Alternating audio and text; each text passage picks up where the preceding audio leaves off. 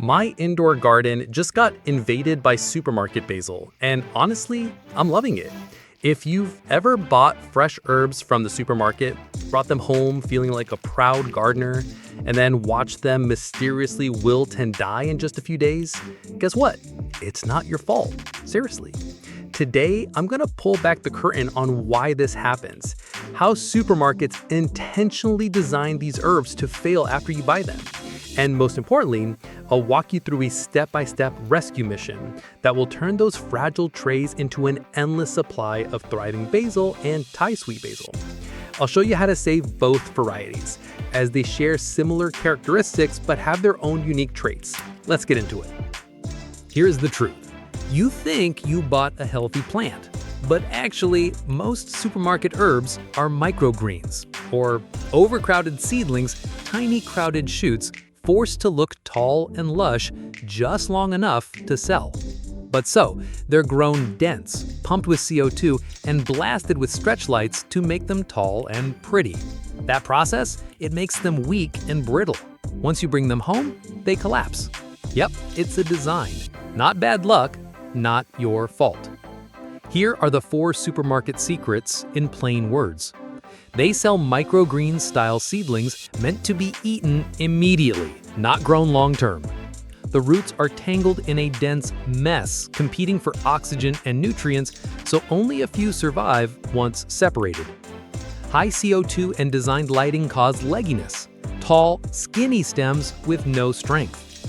Grow conditions favor quick visual growth over strong structure, leaving plants deficient in calcium and trace minerals needed for sturdy stems. Okay, rescue mission time. This is exactly how I saved both regular basil and Thai sweet basil. Follow every step and you'll turn those doomed seedlings into flourishing plants. Step 1. Rescue.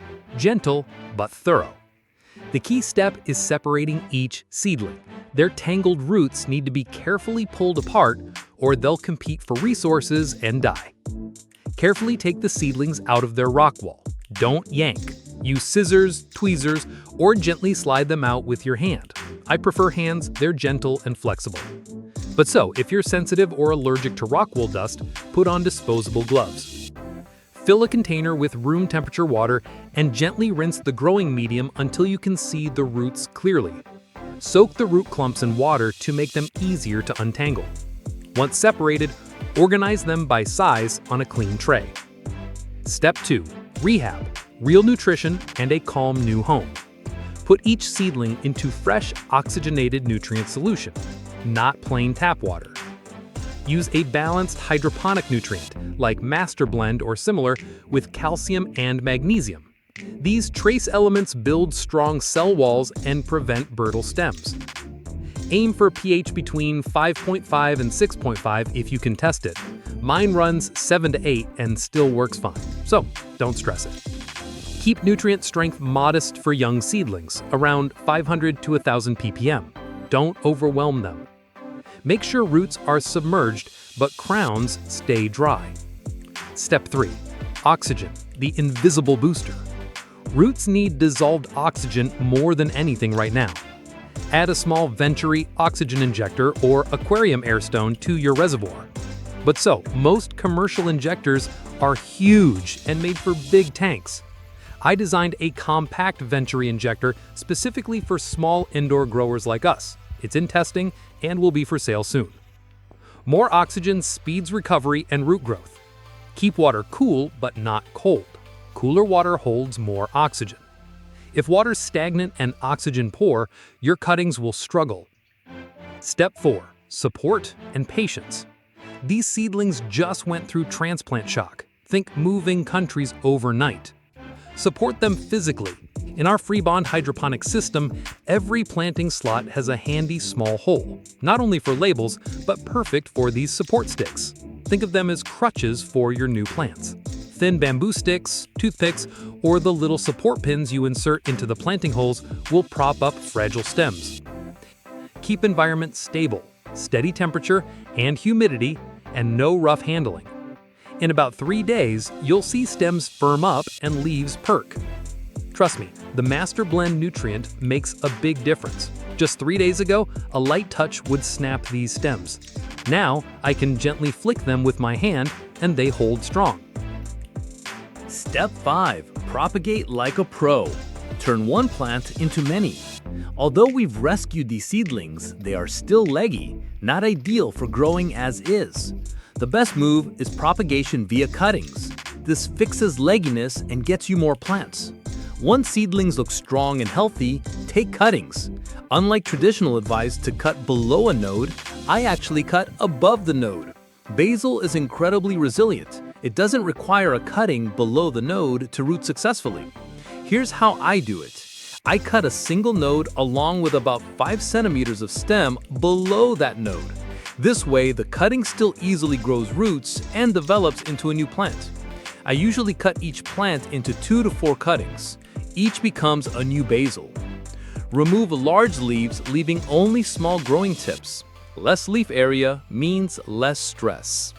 Place cuttings in oxygenated nutrient solution or a small cup with the same mix.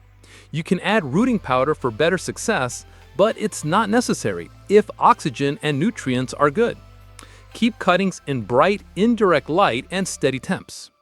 In my setup, I put cuttings directly into the FreeBonde machine alongside other plants under normal grow lighting, no shading, no rooting powder.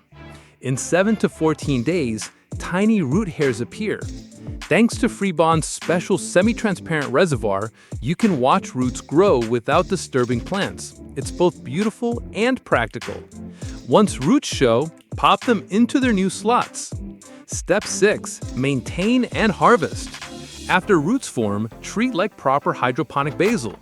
Steady nutrient feed, plenty of dissolved oxygen, solid light, about 14 to 16 hours on, 8 to 10 hours off. Don't harvest more than a third at a time. Cut above nodes so plants branch and grow bushier. Frequent and correct harvesting makes basil fuller and more productive. Here's my secret to endless basil that'll make supermarket owners hate me. Every harvest, I cut off 2 to 3 nodes of a branch. I eat the big leaves, keep the stems. About a week later, those stems grow roots and become new plants. That's why my basil explodes with growth and I never run out. Quick troubleshooting tips. Stems floppy after 3 days? Check dissolved oxygen. Lower reservoir temp, verify nutrient strength. Leaves yellow? Check pH and nutrients. Calcium or magnesium deficiency is common. Roots smell bad? Change solution and clean the reservoir. Low oxygen or contamination. Do this rescue and propagation routine and in 1 to 2 weeks, you'll be harvesting real leaves again. In a few cycles, your basil will explode and overflow your containers. You won't be able to keep up.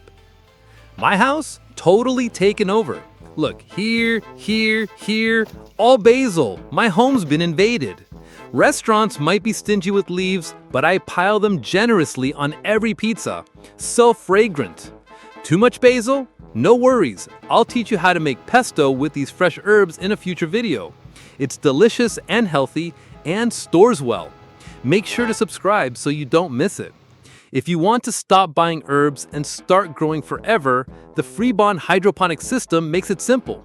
Use code YouTubeFan for 30% off. If this helped, please do 3 quick things.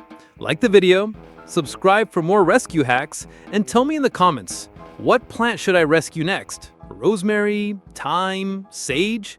Thanks for watching. Now go rescue some plants and make your kitchen jealous.